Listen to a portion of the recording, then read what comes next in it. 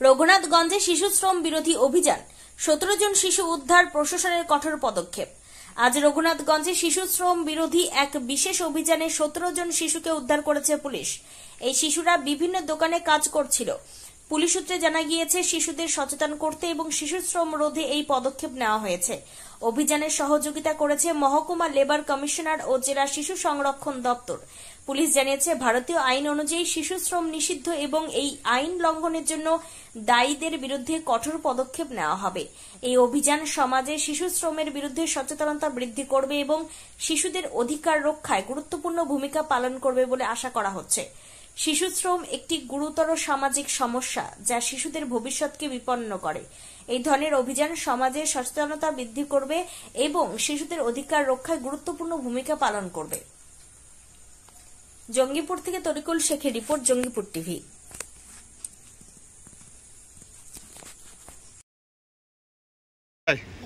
মুখটা চুল আর ঢেকা কি হবে?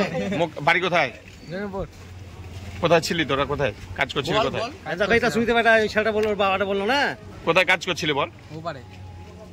তো বয়স কত এখন? তো কি কারণে পুলিশ ধরলো ভাই? পুলিশ কি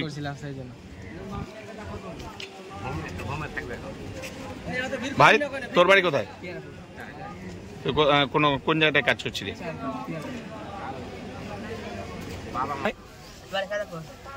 কি কাজ করো? বাড়িতে কি অসুবিধার জন্য কাজ করো? পরিবারের অসুবিধার জন্য? তাহলে কি কারণে? লেখাপড়া করো? রঘুনাথগঞ্জ এরিয়া, এটা শিশু শ্রমের ব্যাপারে সচেতনতা, district child protection unit, child helpline এবং ডিস্ট্রিক্ট অ্যাডমিনিস্ট্রেশনের সহযোগিতা এবং এখানে সাব ডিভিশনাল লেবার কমিশনার ওনারা এবং পুলিশ অ্যাডমিনিস্ট্রেশন মিলে এটা একটা সচেতনতা প্রোগ্রাম, এই উদ্যোগ যে শিশু শ্রমের বিরুদ্ধে এটা করা। ঠিক আছে, এখানে কিছু আমরা সচেতনতা করলাম এবং কিছু শিশু আমরা রেস্কিউ করেছি। এদের পরবর্তীকালে এদের যা সরকারি পরিষেবা সেটা দেওয়া হবে এবং শিশু শ্রম থেকে যাতে বিরত থাকে মানুষ সেটা কোথায় নিয়ে যাওয়া হবে।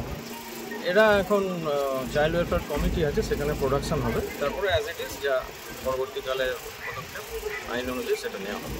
আপনি? আমি district child protection unit, district magistrate office থেকে আমি প্রোটেকশন অফিসার।